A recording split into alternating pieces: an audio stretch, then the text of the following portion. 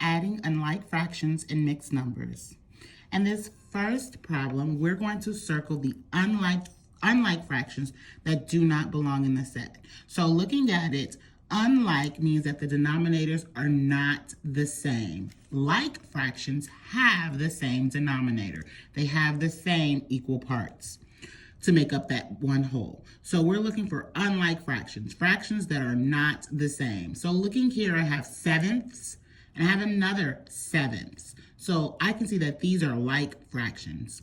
Tenths and sixths are unlike fractions, and so they do not belong in this set. We're going to fill in each question mark. So we're going to start off looking at 3/4. I'm going to write this in lazy T. The reason why we call this lazy T because it literally looks like a T that is laying down. And we're going to write the multiples of 3 and the multiples of 4. So I'm going to look at my multiplication chart that I create, or if I'm allowed to have a multiplication chart, then that's what I'm going to use. But the great thing is everyone can use a multiplication chart, whether it is one that's given to them or one that they are able to create themselves. So I'm going to write the multiples of 3 and the multiples of 4 until I reach the 12 in the denominator. So I think it's best for me to start with 4 so I'll know when to stop. So I'm looking for 4. The first multiple of 4 is 4. Great.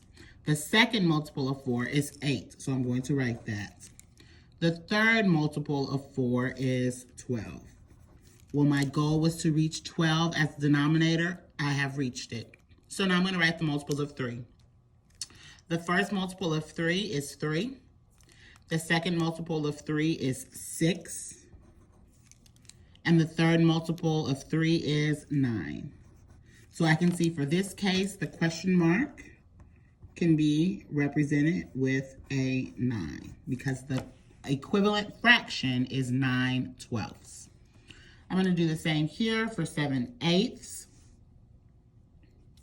I'm going to draw my lazy T. I'm going to write down the multiples of 8 until I get to 16. So I look on my chart, here's 8. The first multiple of 8 is 8. The second multiple of 8 is 16. So now let's write the multiples of 7. The first multiple of 7 is 7. The second multiple of 7 is 14. So the equivalent fraction would be 14/16. So that question mark in the numerator has a value of 14. Now let's go to fill in the correct equivalent fraction in simplest form.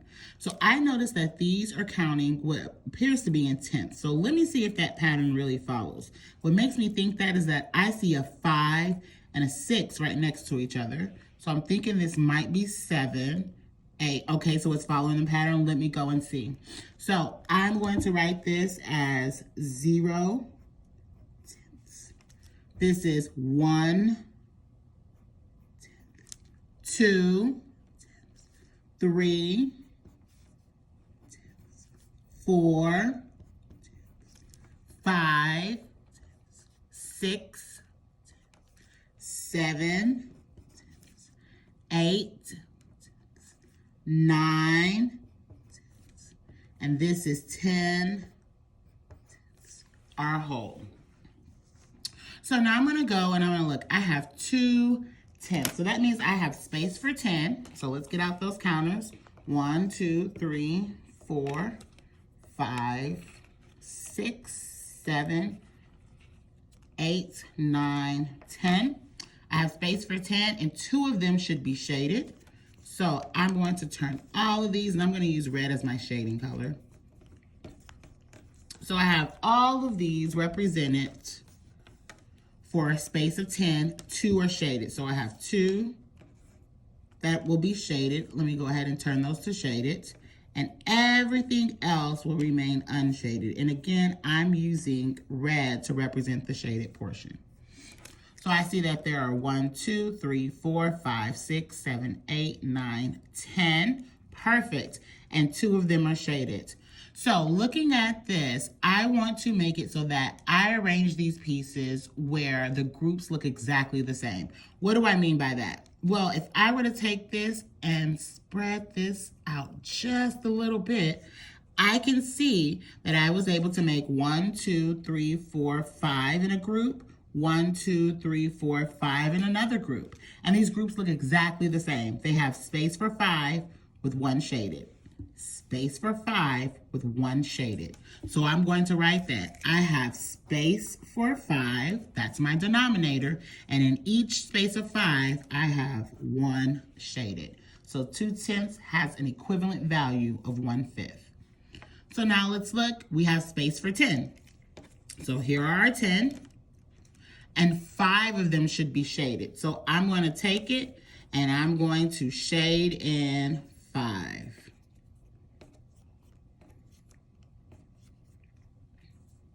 And now that I have 5 shaded, because I'm using red to represent the shaded, hopefully we're able to see that, hey, this can make a group that looks exactly the same. This makes a group that looks exactly the same. A group that looks exactly the same. Well, wait a minute. I can put these to make it so that these groups are all exactly the same. This has space for 2 with 1 shaded. Space for 2 with 1 shaded. Space for 2, 1 is shaded. Space for 2, 1 is shaded. And again, space for 2, 1 is shaded. So that means whenever I have space for 2, one of them should be shaded, and that is an equivalent fraction to 5/10. Now let's look at 6/10. So I have space for 10, and 6 of them should be shaded. So now I want to rearrange this, so hopefully groups look alike. So I'm going to try to take these shaded ones and put them here. That looks great, but doesn't look exactly the same here. So what if I take these and put these here? Well, these groups are looking the same, which is great, but this isn't. So how about I just put those there? And let's see, do those groups look exactly alike? I have space for 5 and 3 shaded, okay. Space, room, a total of 5 in this group, and 3 are shaded. They look exactly alike, and that's as small as I can make those groups. So therefore, when I have 5 in a group, 1, 2, 3, 4, 5, 3 of them should be shaded. So 6/10 is equivalent to 3/5. And then our last one, 8/10. So that means we have room for 10. If this were a table, 10 people could sit there. And I'm only going to put down 8 people. Well, I remember from this last one there were 6, so I'm just going to turn those over. And let's see if that helps. I see that there are 1, 2, 3, 4, 5, space for 5 in a group, and 1, 2, 3, 4 shaded. Well, let's see if that other group looks exactly like it. I have space for 5, 1, 2, 3, 4, 5, and there are 1, 2, 3, 4 shaded in this group as well. So therefore, if I take 8/10 and simplify it, I can make 2 simple groups. Each group will have 5, space for 5, and 4 are shaded. So now for our expressing improper fraction as a mixed number. An improper fraction is a fraction that is equal to or greater than 1 whole. And you will know this when you look at the fraction. The numerator will be equal to the denominator or greater than the denominator.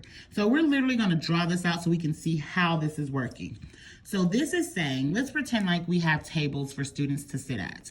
And at each table, I want a total of 3 students, no more than 3. I could have less there, but I only can have a room for a maximum of 3. So let me draw my first table. And I'm going to split that into 3 groups. I'm going to get some colors to add in here.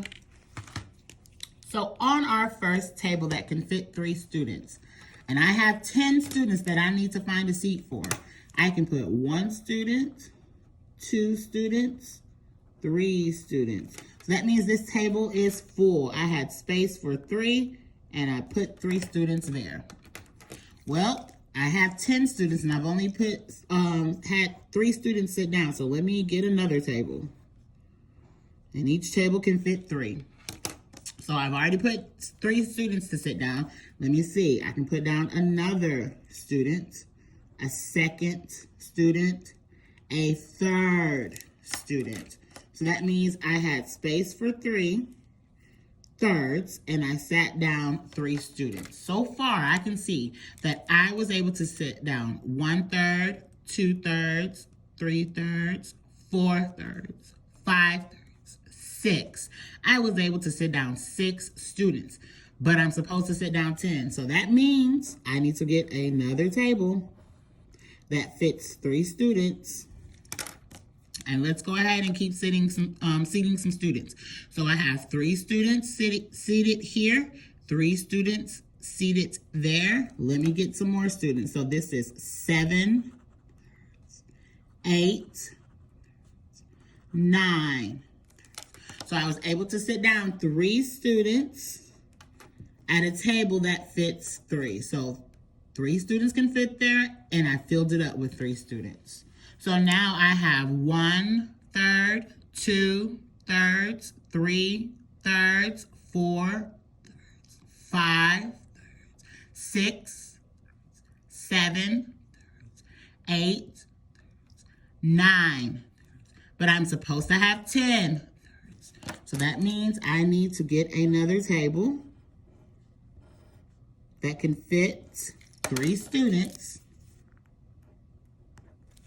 And if I have 1, 2, 3, 4, 5, 6, 7, 8, 9, then I must add that 10th for all of my students. Only 1 student sat there. So now let me see. I had 3, 3, 3. So altogether, that's 9 students plus that 1. So let's see, I was able to fill up 1, 2, 3 tables completely. And then I had a table that was remaining that can still seat 3 people, but only 1 person sat there. Go ahead and give 17/6 a try.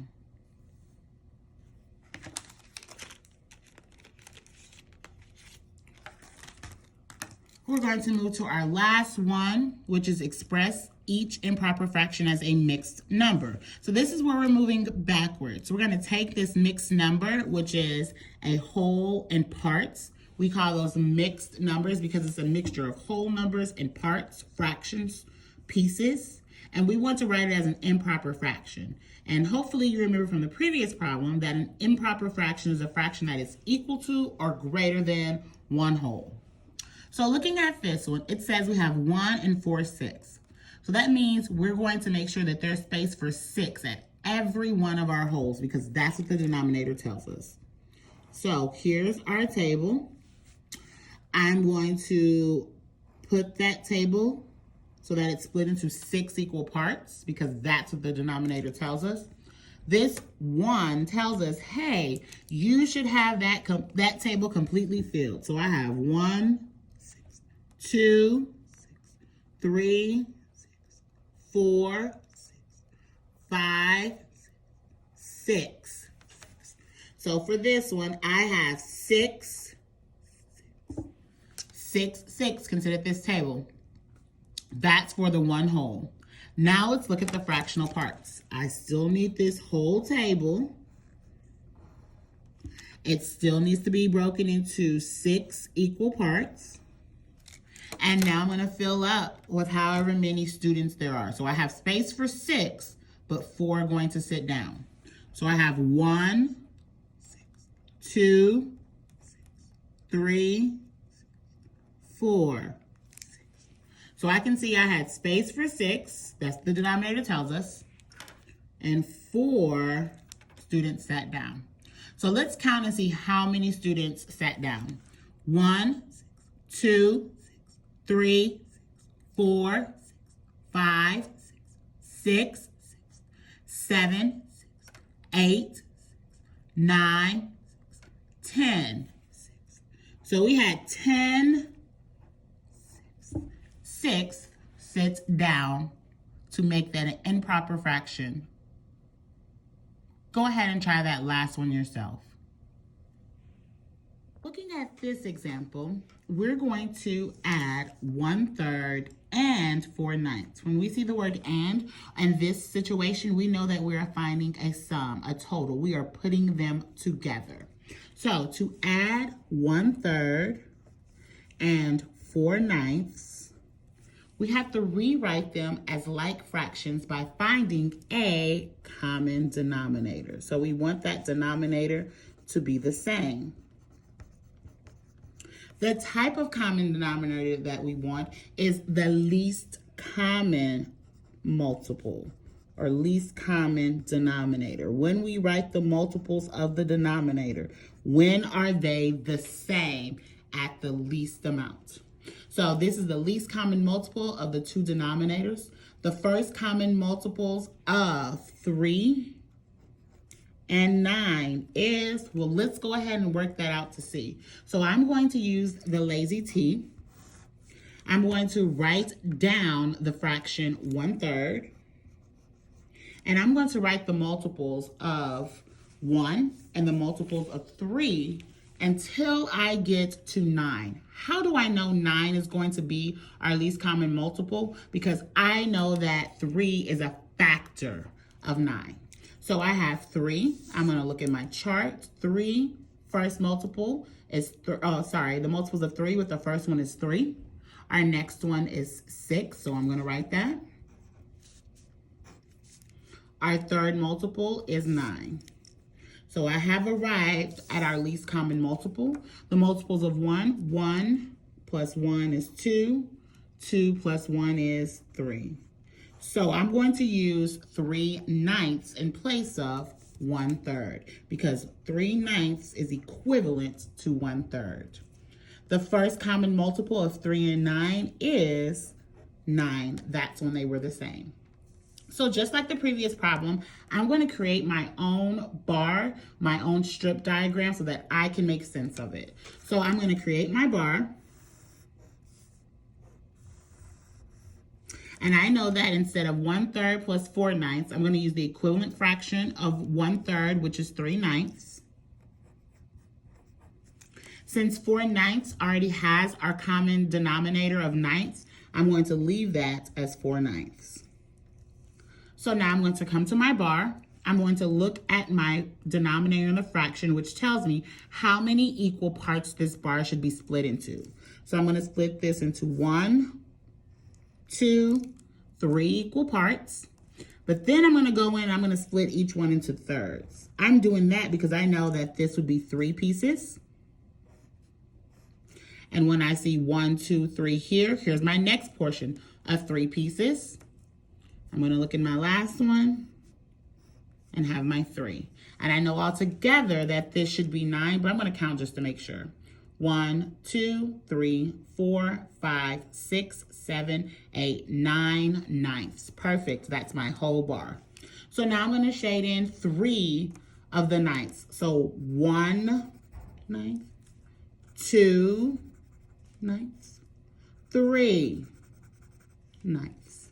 And now I must add 4 ninths. So there are my first ones. I'm going to come over here and add it here so that we can see I'm adding 3 ninths plus 4 ninths. So 1 ninth, 2 ninths, 3 ninths, 4 ninths. So now I see I have my 3 ninths plus my 4 ninths. So let's see what we have all together. We have space for 9 and 1, 2, 3, 4, 5, 6, 7 are shaded.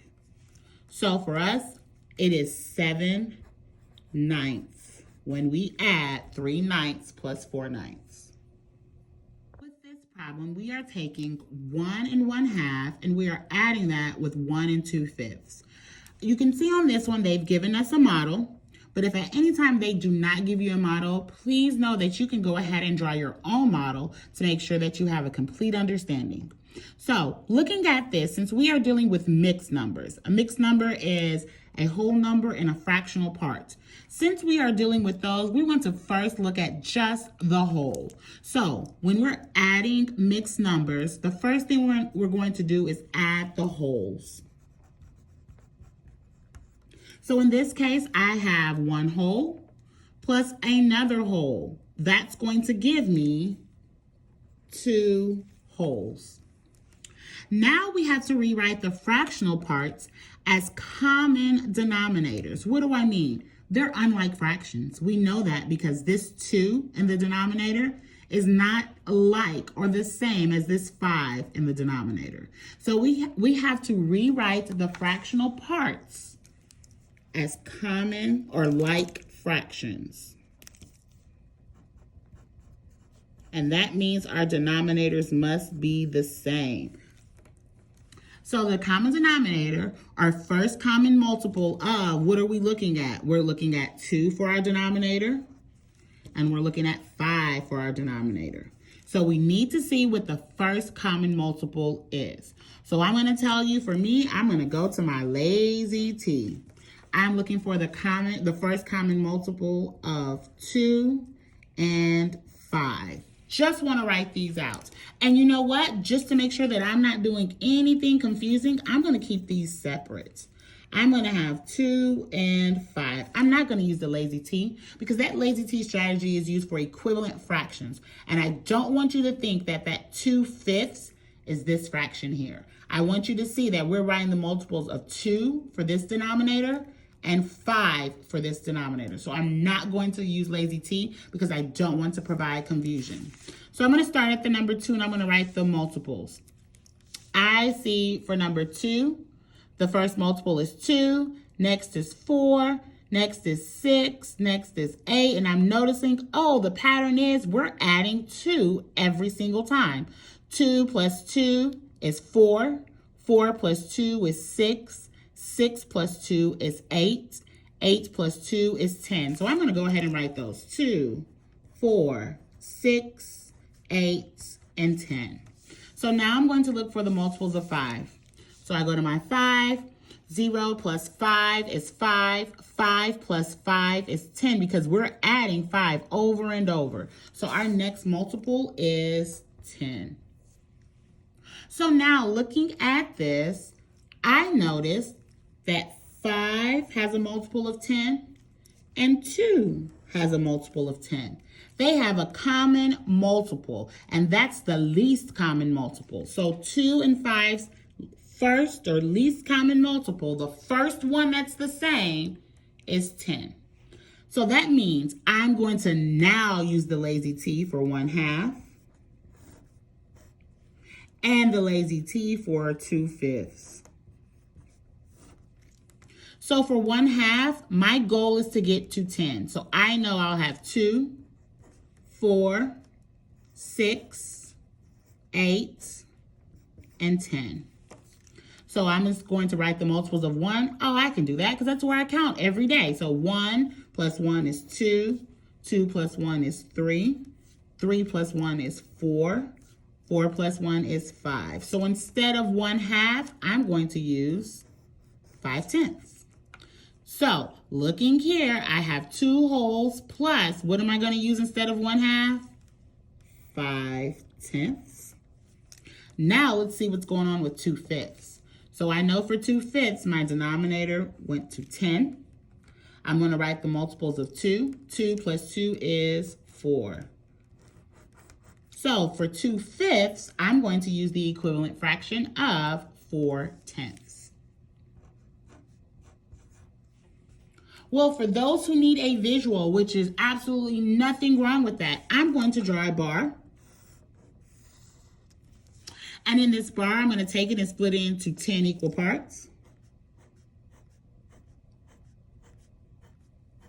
Ooh, and I ran a little bit out of room, so I'm going to make sure I extend so that I have a whole that represents 1, 2, 3, 4, 5, 6, 7, 8, 9, 10 equal parts. I'm going to shade in the 5, 2, 3, 4, 5. I'm going to shade in 4/10, so 1/10, 2/10, 3/10, 4/10. And I see all together I have, let's see, 2 wholes. Sorry, I'm going to skip this piece here because we already showed our work there. And I'm going to have 2 2 wholes plus 1, 2, 3, 4, 5, 6, 7, 8, 9 tenths. And I apologize if I brought any confusion there. Instead of us rewriting this as 2 1/2 plus 2/5, I went ahead and did all of that work here so that we did not need that extra space. But I will be sure to do another one with you just to make sure that you're getting it. Okay. So here is our next example. We have 3 2/3, and we're going to combine or add that to 1 3/4 for the sum. So the first thing we're going to do is we're going to notice that these are mixed numbers. So let's add the whole numbers. And then we're going to, so since we're adding the whole numbers, we have 3 wholes plus 1 whole, which will give us 4 wholes. So we'll have 4 wholes plus 2/3 plus 3/4. So our next thing is to rewrite the fractional parts as like fractions. Fractions that have the same denominator. So in order to do that, we have to look at the denominator. We have a 3 and we have a 4. So we need to find the common denominator or the first common multiple of 3 and 4. Now in order to do that, I'm going to write 3 and I'm going to scribe 4 and I'm going to write down the multiples. So I look at number 3. And I see the next multiple of 3 plus 3 will be 6. Sorry, I have a habit of doing that. 6 plus 3. 3 plus 6 is 9. 9 plus 3 is 12. And I'm getting that by adding 3 over and over. And I see that here. 3, 6, 9, 12. I'm going to do the same for 4. 4 plus 4 is 8. 8 plus 4 is 12. And I see those multiples on my multiplication chart. 4, 8, 12. Now I'm looking for the first common multiple. Well, 12 is in both 3 and 4 when we write the multiples, and it's the first one that's in common. So the common multiple, or I apologize, the common denominator or first common multiple of 3 and 4 will be 12. So since we're using 12, we're going to take this fraction of 2/3 and use our lazy T. And we're going to take this fraction of 3/4 and we're going to use our lazy T. And we're going to write down the multiples of 3 and 4 until we get 12 on both. Well, the great thing is you've already done that work. So we just need to rescribe it. So 3, 6, 9, 12. I'm going to write the multiples of 2 now. So 2 plus 2 is 4. 4 plus 2 is 6. 6 plus 2 is 8. So instead of using 2/3, I'm going to use 8/12. Let's see what we're going to use for 3/4. We're going to write the multiples of the denominator. 4, 8, 12. And again, we've done that work, so we're just rescribing it. Now let's write the multiples of 3. Well, we don't have to go through and figure that one out because we have it here as well. So 3, next is 6, next is 9. And we're going to stop because we've hit the common denominator of 12 for both 2/3 and 3/4. So let's rewrite this. We have our wholes that we added together. Now instead of 2/3, we're going to use its equivalent fraction of 8/12. And instead of 3/4, we're going to use its equivalent fraction of 9/12. So now that we have this together, we have 4 wholes, 8/12, and we're going to add 9/12. Well, I want to tell you, for me, I'm a visual learner, so I'm going to draw this out. I'm going to draw a whole that can be split into 12 equal parts. So I'm going to split it into 12 equal parts.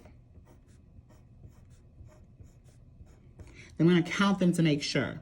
So 1, 2, 3, 4, 5, 6, 7, 8, 9, 10, 11, 12. Perfect. So I'm going to shade in the 8. So I have 1, 2, 3, 4, 5, 6, 7, 8. Now I need to add 9 12. So that's like a table of 12, but only 9 people are going to sit there. But this is what I noticed. I don't have enough room. I'm supposed to sit 9 people, but I only have room for 4. So before I even start sitting people, I'm going to make arrangements and get another table.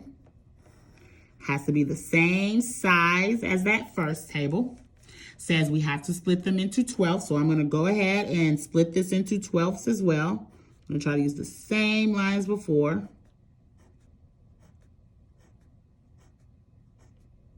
And I'm going to count to make sure. 1, 2, 3, 4, 5, 6, 7, 8, 9, 10, 11, 12. Perfect. And I want to shade in 9. Now I'm going to go ahead and finish up this one because I still had room there. So in order to make sure that you see the room, or that I'm putting 9 more people there, I'm going to actually change it to a color. So I'm now going to put the 9 people. So here's 1, 2, 3, 4, 5, 6, 7, 8, and 9. So as I look at this, I can see that I have 4 holes. And let's see, 1, 2, 3. Let me count it so that you can hear that part. 1, 2, 3, 4, 5, 6, 7, 8, 9, 10, 11, 12, 13, 14, 15, 16, 17.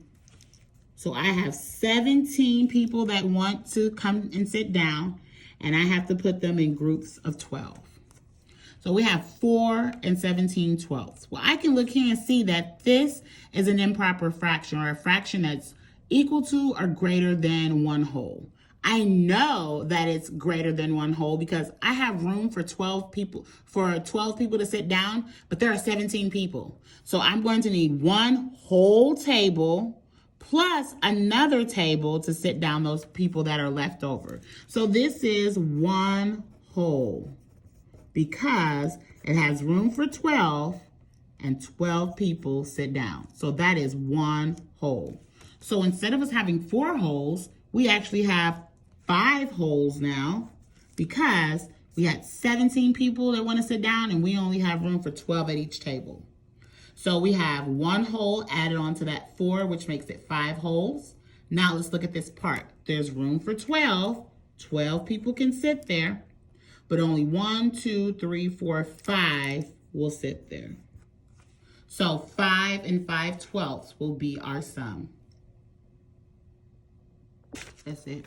On this last example, we will be adding 1 and 2/3 and 1 and 5/6. So we're adding mixed numbers. We're going to follow the same process. First, we're going to add the wholes. So in this case, we have 1 whole plus another whole, which will give us 2 wholes. So we have 2 wholes and 2/3 plus 5/6. So the only thing that we've done is added the wholes together. 1 whole plus 1 whole will give you 2 wholes. So we still have the 2/3, and we're still adding that with 5/6. So the next thing is to rewrite the fractional parts as like fractions. Fractions that have the same denominators. So the common denominator, or first common multiple of, let's see, we want the denominators to be the same. So we're looking at the first common multiple of 3 and 6. So I'm going to write the number 3, number 6, and I want to write the multiples. So I have 3, next is 6. Well, wouldn't you know? I just have to stop there. because I can see that their first common multiple is 6. So the first common multiple of 3 and 6 is 6. So now I must rewrite the fractional parts as like fractions. So I'm going to start off with 2/3. And our next fraction is 5/6. And that's where we use our lazy T. So 2/3, the next multiple of 3 would be 6. We go to 2. 2 plus 2 is 4. That's our next multiple when we're counting by 2s, or the next multiple of 2. So I will use 4/6 in place of 2/3. And the great thing about 5/6 is that it's already in like fraction form. So I have 2 wholes. And again, that's from us adding those 2 wholes together. Instead of 2/3, I'm going to use its equivalent fraction of 4/6. It has the same value, just a different form. And I'm going to keep 5/6 in the form of 6 because it's a like fraction. So now I want to go in and I want to add the parts. Hopefully you've noticed, since we've been doing these, that our denominator, once we do all that work to get it the same, it remains the same. And all we're really doing is adding that numerator, 4 plus 5. That's why whenever I'm counting, I say the parts lower so that you can see we're just using regular whole number countings in our mind. So what do I mean by that? 4 plus 5. In your head, if I were to ask you to do 4 plus 5, you would tell me, oh, that's 9, which is great. So instead of 4 plus 5, I'm actually saying 4/6 plus 5/6 will give me 9/6, because 4 plus 5 is 9/6. And now I see I still have my 2 wholes. So as I go through, I notice that this is an improper fraction. How do I know that? Because whenever it's an improper fraction, that means it is equal to or greater than a whole. And the denominator tells you how many you need to make that a whole. Well, I need 6 to make that a whole, and I have 9, which means I'm over a whole. And I'm going to actually draw that out. So I have space for 6. And I want to put 9 people there. That's not going to happen. I'm going to shade in 1, 2, 3, 4, 5, 6. But I don't have enough, so I'm going to have to come in and get another table. Get that table prepared for 6 people. And I'm going to put in whoever's remaining. So this is my 6. In fact, I'm going to show it here. There's room for 6, and 6 are there. So we have room for 6, and 6 are seated. I'm going to shade in 1, 2, 3. And that gives me my room for 6, but only 3 people are sitting there. So now I can see my 6 plus 3 is 9. But what I also notice is that instead of this being 1 whole, or 2 wholes here, I actually have 2 wholes plus this 6/6, because there are 6 people that can fit here and 6 are sitting there. And then this part, 6 people can fit there, but only 3 are seated. So that means 2 wholes and 6/6, well, 6/6 is equal to 1 whole. So if I have 2 wholes and I add on 6/6 or 1 whole, I now have 3 wholes. 3 wholes plus the 3/6 of the parts.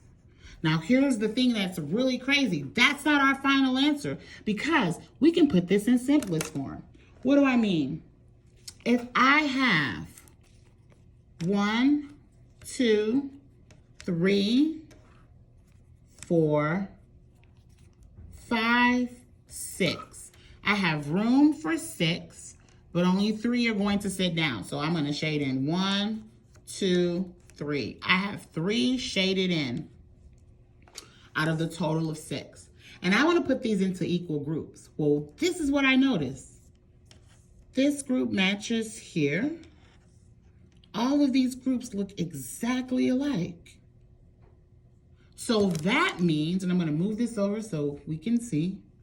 So that means instead of me walking around and saying 3 and 3 is 6, I can actually say that this is 3 wholes, because we still have 3 whole tables. And we have 1, 2, space for 2, but only 1 sits down. Space for 2, but only 1 sat down. Space for 2, but only 1 sat down. So 3 and 1/2, because we have space for 2, but only 1 person sat at that table.